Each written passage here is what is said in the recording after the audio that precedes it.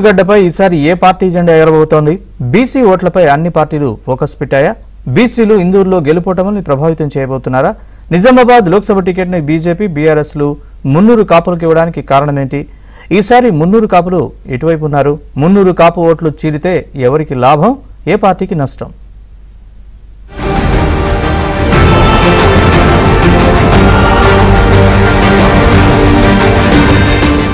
Nizamabad parliament ను దక్కించుకోవడానికి అన్ని పార్టీలు వ్యూహాలను రచిస్తున్నాయి. ఇందులో భాగంగా బీజేపీ బీఆర్ఎస్ లు ఇప్పటికే అభ్యర్థులను ప్రకటించగా కాంగ్రెస్ పార్టీ అభ్యర్థిని ప్రకటించాల్సి ఉంది. ఇక సిట్టింగ్ ఎంపీ ధర్మపురి అరవింద్ కే బీజేపీ మరోసారి టికెట్ ఇచ్చింది.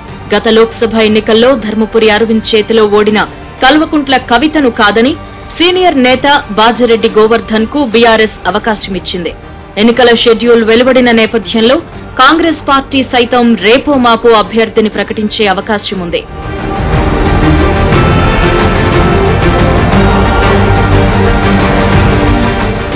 మరోవైపు sitting MP Dharmapuri Arvind, BRS అభ్యర్థి బాజిరెడ్డి గోవర్ధన్ ఇద్దరు మున్నూరు కాపు సామాజిక వర్గం వారే.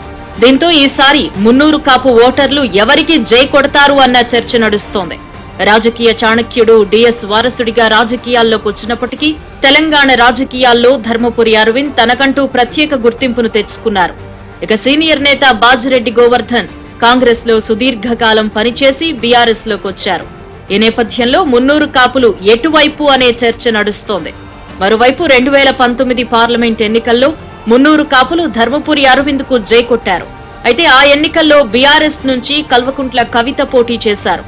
ఈసారి బాజిరెడ్డి గోవర్ధన్ నిజామాబాద్ బీఆర్ఎస్ అభ్యర్థిగా పోటీలో ఉన్నారు. దీంతో మున్నూరు కాపుల ఓట్లు చీలే అవకాశం ఉంది అంటున్నారు. జిల్లాలో కాంగ్రెస్ పరిచయాలు బాజిరెడ్డికి కలిసొచ్చే అవకాశం ఉంది. మరోవైపు కేసీఆర్ కుమార్తెను ఓడించి 5 ఏళ్లుగా నిజామాబాద్ లో ధర్మపురి అరవింద్ నిలకడగా రాజకీయాలు చేస్తున్నారు. పలు అభివృద్ధి కార్యక్రమాలు ధర్మపురి అరవింద్ చేశారు. స్వయంగా ప్రధాని మోదీని ఒప్పించి పసుపు బోర్డును నిజామాబాద్ కు తీసుకొచ్చిన ఘనత ఎంపీ అరవింద్ కే దక్కింది. హిందుత్వ ఎజెండాతో పాటు రెండోసారి ఎంపీగా గెలిస్తే అరవింద్ కు కేంద్రంలో పెద్ద పదవి వచ్చే అవకాశం ఉంది. ఢిల్లీ స్థాయి పరిచయాలు కూడా అరవింద్ కు బలంగా ఉన్నాయి.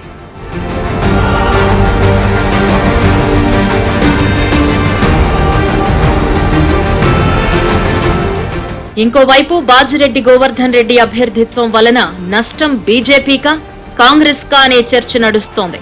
నిజానికి ధర్మపురి అరవింద్ ను దెబ్బ కొట్టేందుకే బాజిరెడ్డి గోవర్ధన్ ను తమ అభ్యర్థిగా బీఆర్ఎస్ పెట్టింది అనే చర్చ ఉంది. అయితే బీఆర్ఎస్ ప్లాన్ ఎంతవరకు వర్కౌట్ అవుతుందోనన్న అనుమానాలు ఉన్నాయి. బాజిరెడ్డి గోవర్ధన్ రెడ్డి పాతతరం కాంగ్రెస్ నాయకుడు. ఆయనకిప్పటికే కాంగ్రెస్ వాళ్లతో సంబంధాలున్నాయి. ఈ నేపథ్యంలో కాంగ్రెస్ తో ఉన్న మున్నూరు కాపు ఓట్లు బాజిరెడ్డికొచ్చే అవకాశం ఉంది. అలా జరిగితే కాంగ్రెస్ కు కొంత నష్టం జరిగే అవకాశం ఉంది. మరోవైపు బీజేపీ సిద్ధాంతంతో నడిచే పార్టీ. బీజేపీ ఓటర్లు ప్రత్యేకంగా ఉన్నారన్న చర్చ ఉంది. హిందుత్వ భావజాలంతో పాటు యువత బీజేపీకి మద్దతుగా ఉన్నారు. ఈ నేపథ్యంలో బాజిరెడ్డి గోవర్ధన్ రెడ్డి చీల్చే మున్నూరు కాపు ఓట్లతో కాంగ్రెస్ పార్టీకే తప్ప బీజేపీకి పెద్దగా నష్టం ఉండదనేది రాజకీయ విశ్లేషకుల అభిప్రాయం.